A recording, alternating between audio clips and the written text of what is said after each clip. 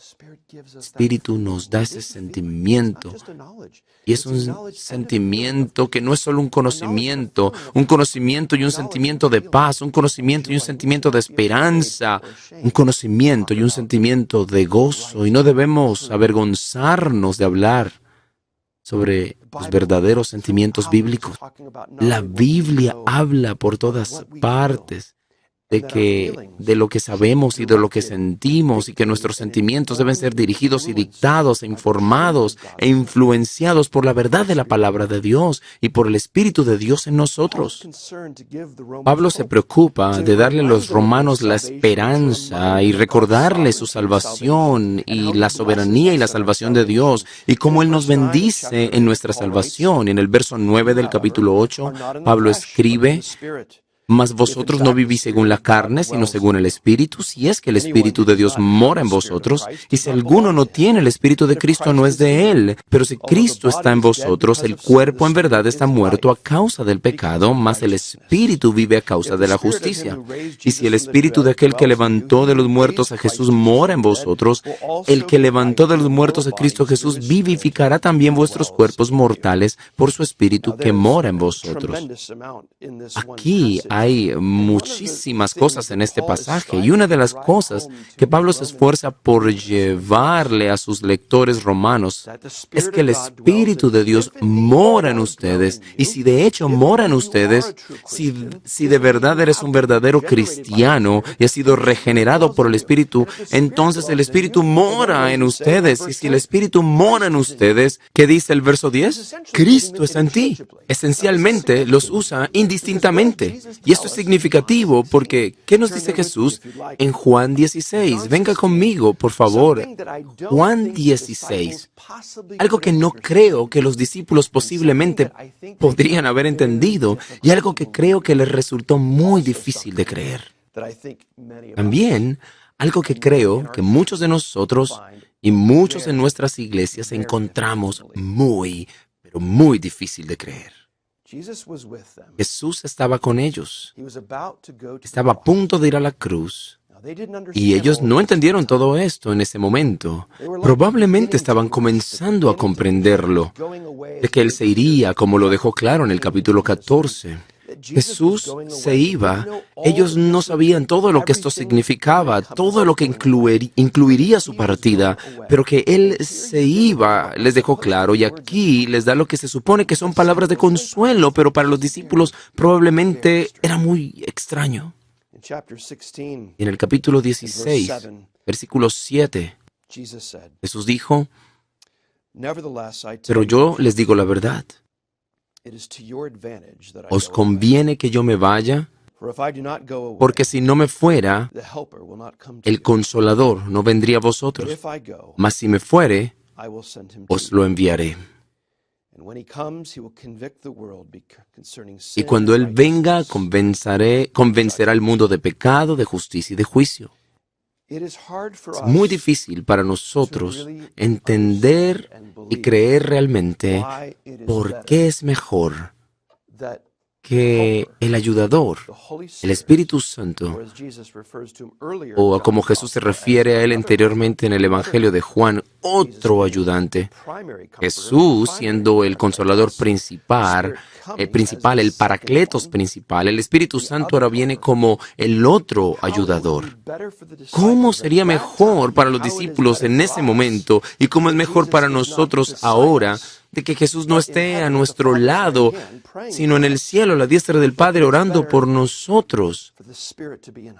Sino que es mejor que el Espíritu esté en nosotros. Y la razón por la que esto es tan difícil de creer es que no podemos verlo. No podemos tocarlo. No podemos verlo, tocar o sentir la persona del Espíritu Santo.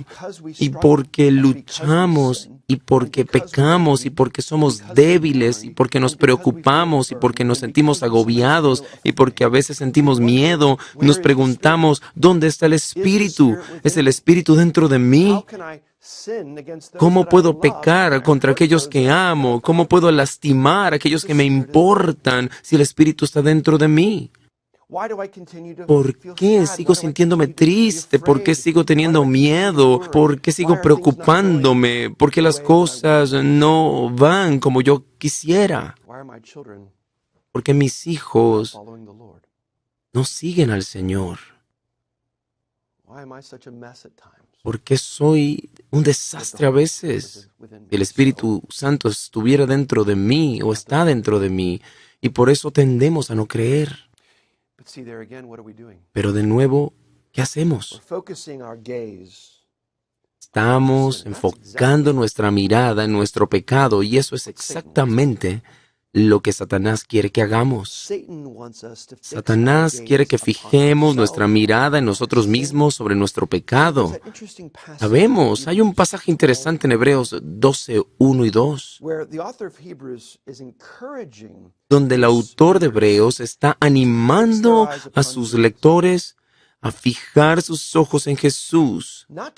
No fijar sus ojos en su pecado, no fijar sus ojos sobre su culpa o sus ojos en sus problemas, sino fijar sus ojos en Jesús, porque Él es el autor y perfeccionador de nuestra fe.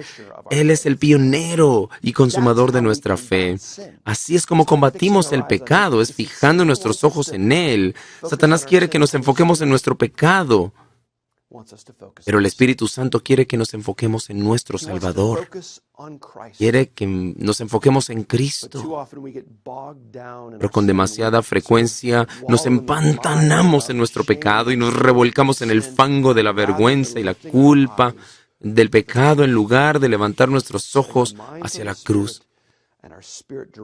y poner nuestra mente en el Espíritu y nuestro Espíritu dirigiendo nuestra mirada y manteniéndola en Cristo.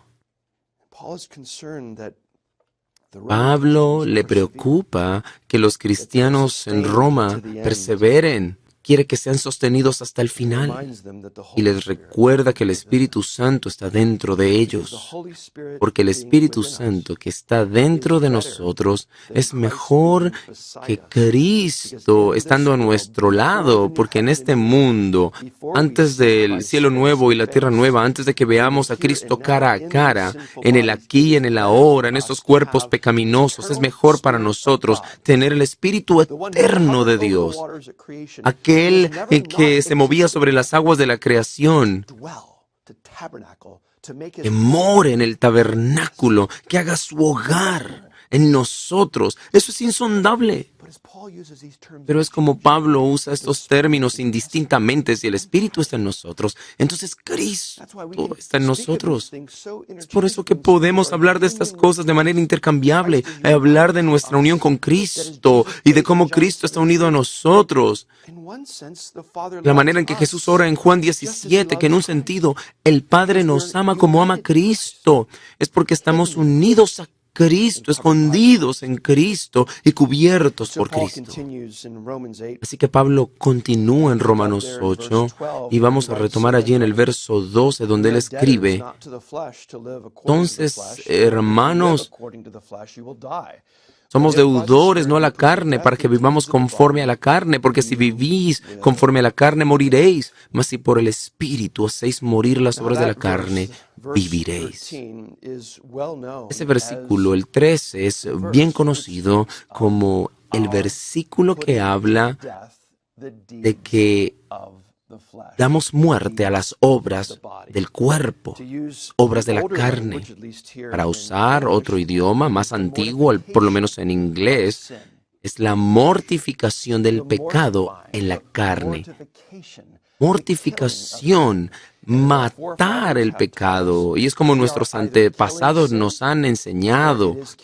O estamos matando el pecado, o el pecado nos está matando a nosotros. Ahora, creo que eso lo exagera un poco, porque como cristianos redimidos, justificados, sellados en el Espíritu Santo, el pecado nunca tendrá la victoria sobre nosotros. Y tal vez podríamos cambiar eso un poco y decir que o estamos matando el pecado o la realidad es que el Espíritu tal vez no está en nosotros. Y ese es el punto que Pablo realmente está haciendo aquí, de que si tienes el Espíritu dentro de ti, y nota la constante cualificación, si tienes el Espíritu, si de verdad el Espíritu mora en ustedes, si de verdad eres un cristiano, entonces tu vida va a ser así. No perfectamente, no todo, y cada momento, a cada hora y todos los días de la semana, pero sí será el patrón de tu vida. No practicar el pecado como lo aborda Juan en sus epístolas, no practicar habitualmente y continuar en el pecado sin arrepentimiento y sin quebrantamiento por el pecado, pero esforzándonos por matarlo. De nuevo, un esfuerzo activo por matar el pecado y a veces parece que no siempre tenemos el deseo de hacerlo porque nos gusta la forma en que el pecado nos hace sentir.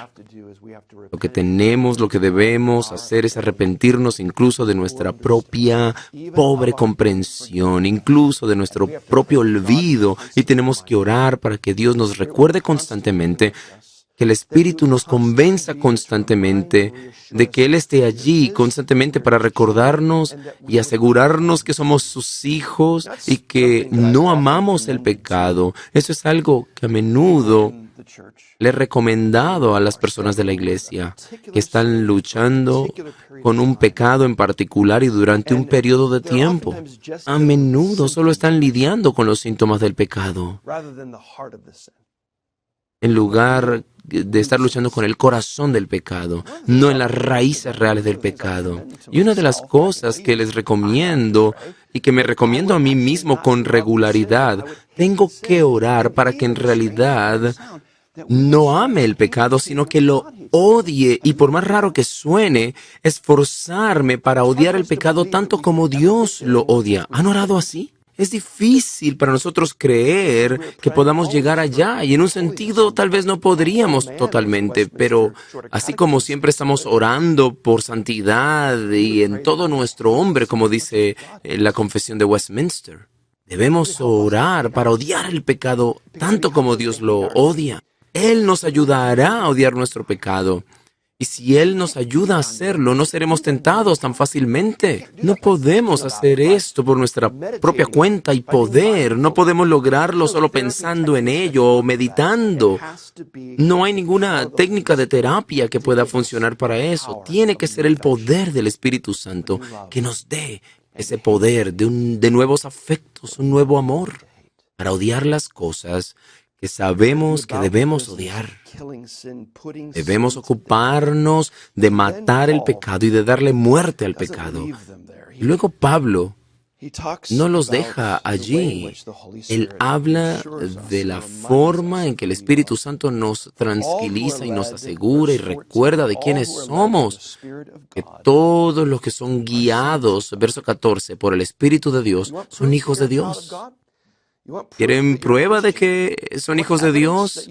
¿De que son cristianos? ¿Evidencia de que eres del Señor? Es el Espíritu el que te recuerda que eres un hijo de Dios, que te recuerda que Él está en ti. Esa es la forma en que lo hace, dándote el deseo, la voluntad de matar el pecado. Pero no estamos solos. A veces la vida cristiana puede sentirse una vida muy solitaria, y cuando hablamos de santificación, realmente estamos hablando de la vida cristiana. Por lo tanto, la santificación es algo de lo que podríamos hablar todos los días y podríamos abordar en cada porción de las Escrituras, porque la santificación es la vida cristiana. Es nuestro ser siendo conformado a la imagen de Cristo por el poder del Espíritu Santo para la gloria de Dios. Es por eso que existimos, para Dios, y Dios por su gracia no nos deja donde estamos, sino que nos conforma a la imagen de su Hijo, porque nos ama como cualquier padre que ama a su Hijo. Y amas a alguien, si te preocupas por ellos, no los vas a dejar donde están. Los vas a ayudar a crecer, los vas a desafiar, a disciplinar y a veces a reprender suavemente, no ásperamente. Pero también los vas a alentar, los vas a edificar. porque esa es la vida cristiana, esa es la hermandad cristiana, no siempre apuntando con el dedo, también es un brazo alrededor del hombro diciendo, ven hermano, hermana, voy a llegar contigo hasta el final.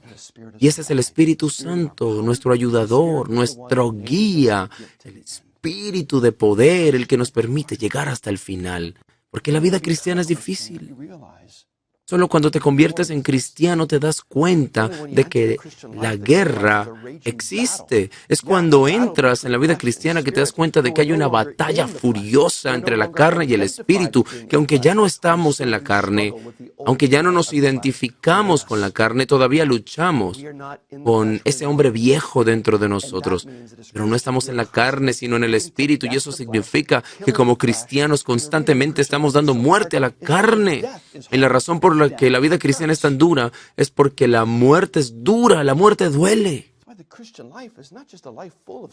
Es por eso que la vida cristiana no es solo una vida llena de sonrisas, una vida de dolor, porque todos los días reconocemos y confesamos que estamos quebrantados y contritos por el Espíritu de Dios, por nuestro pecado, y cuanto más crecemos en el Señor. Es por eso, es hermoso ver a ancianos, santos crecer en el Señor diciendo, joven, nunca me he visto a mí tan pecador como realmente soy. Y no es porque están creciendo en pecado, sino porque están creciendo en santidad. Así se ve la santificación. No es como crecer más alto, sino más pequeño. No parece crecer poderoso y fuerte. Mírame, qué gran cristiano soy. Más bien es crecer en humildad como un niño, más dependiente, entregado, apoyándote y descansando en la gracia de Dios, porque sabes que solo por la gracia de Dios que puedes ir, vivir y dar otro paso.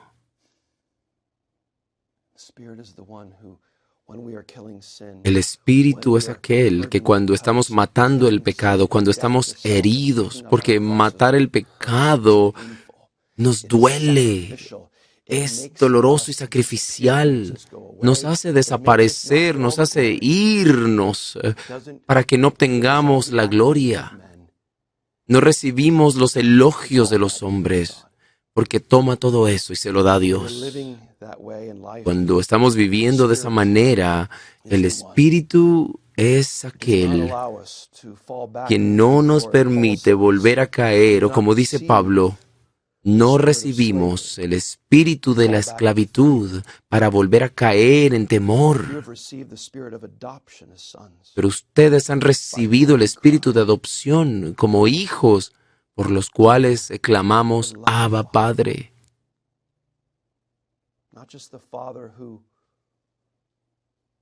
No solo el Padre el que estuvo con mi madre, sino mi Padre querido y amado. No solo mi Padre porque tengo que reconocerlo como Padre, porque vengo de Él.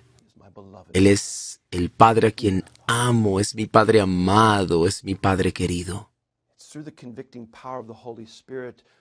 Y es a través del poder convincente del Espíritu Santo, a través de la disciplina amorosa de nuestro Padre, por el cual sabemos que nos ama. Porque cuando hemos sido disciplinados y convencidos por el Espíritu, que Él nos consuela. No olvides que el Espíritu nunca nos condena sin consolarnos también. Nunca nos disciplina sin recordarnos el amor de Dios. Nunca se va de nosotros en ese estado. Es allí donde Satanás quiere que te quedes, que te revuelvas en la culpa, en el fango de la vergüenza y el pecado. El Espíritu nunca nos deja allí. Y tampoco deberíamos hacerlo con nuestros propios hijos.